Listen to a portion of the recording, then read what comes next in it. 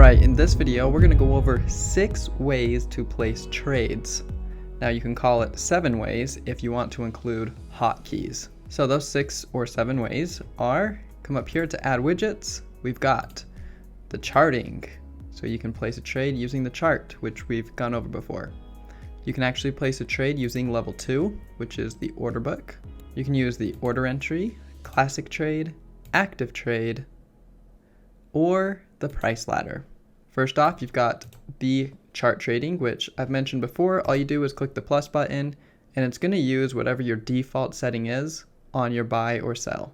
Then we've got the level 2, which is one of my favorite ways to place a trade. You simply just click on the price here. Now, if you haven't set up this, you do it by clicking up here on the top right and turning on click to place order settings. So right now it's off, and since it's off, let's add these together so I can show you. Since it's off, I can click here and it will put in my limit price. So if I click down here, see it puts in my limit price, click here, put in my limit price. Now if you turn it on, so right now, default, it's sending it to here. But we can click here, and now if I click here, it's going to send an order. Now this is different from your default quantities within your settings. You're going to add your default quantity for this right here. So just to show you for an example, we're just going to do 1. And then you can turn on or off the order confirmation. I'm going to turn it off so I can just click and it'll send. Of course, you're going to want it to be fast if that's what you're trying to do. I'm going to click. You can have it buy the bid or sell the ask, or sell the bid and buy the ask. I just want to be filled immediately, so I'm going to click this one. So if I click here, it's going to buy. So let's just add this widget right here so that you can see my current positions. So right now, I do have a few small positions in this account, but let's just click here. Boom, it sent it and I'm filled. So here on SPY, it just bought one, so I'm in at 436.77. And now I can click over here and I'm out. So just that quick, you can send orders using the order book. So that's way number 2.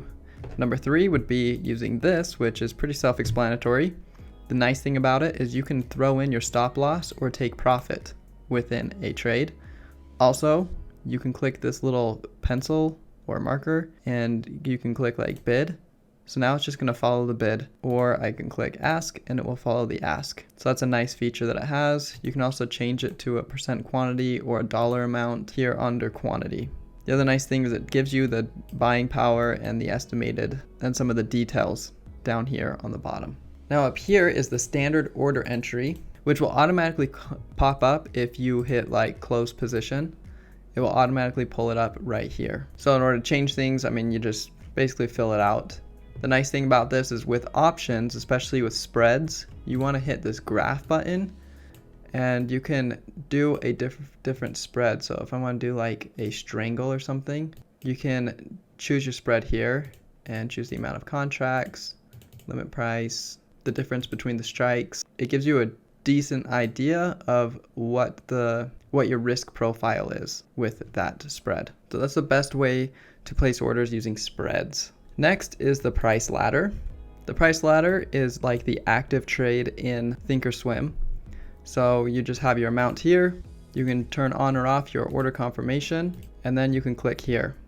Now this doesn't work with options as of right now. You can change your increments here. It's going to change the middle increments. You can also change what price is in the middle. So if you want it just to stay in the middle rather than shifting back and forth, you can click here for it to keep that last price sitting in the middle. That's just a personal preference type of thing. And the 6th way, which is my personal favorite way, is using active trade.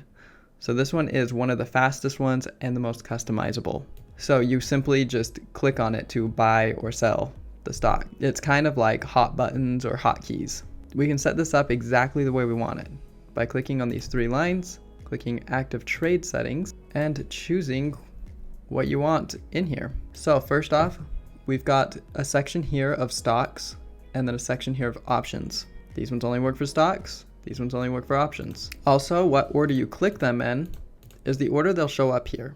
So if I want it to be like all the buys on one side and all the bids on one side. I'm going to have to kind of click it like this because that's the order they're going to show up here. And we can customize them exactly the way we want them to be. So market is obviously just market order. You can throw in a hotkey here. So you can do like Control B for buy or something.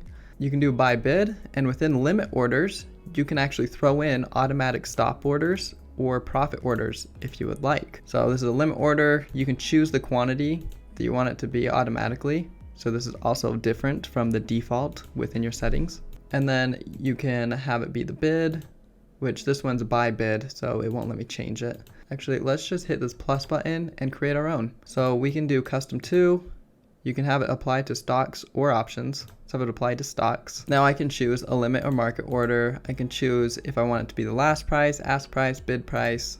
I can even throw on an offset if I want it to be a certain offset from that last price. You can have it be the day or good to cancel, extended hours, yes or no, your stop or profit order, which can be a percentage, and then you can throw in a hotkey. So for example, here I have an auto stop one that I created that, let's just change the quantity to 1. So it's gonna buy 1 at the bid. Let's change that to ask so I'll get it filled immediately. And it'll throw in a stop loss order at 2%.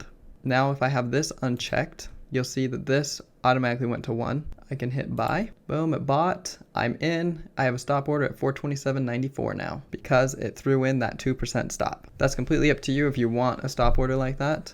Just remember that if you're gonna hit close like this, it's gonna bring up this saying that you have an open order already. So you're gonna wanna cancel first and then hit close if you're wanting to close it out. Some of the other settings here in the active trade settings are down here at the bottom.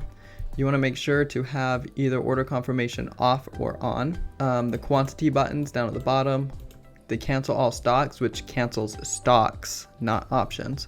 You can throw in a hotkey there if you would like. Close button, you can tell it what you want it to do. So you can actually throw in a limit price if you want, but I just like to keep it on market. You can throw on a reverse button like this. Throw on a reverse button. So if I had a position right now, it would be light so that I could hit reverse.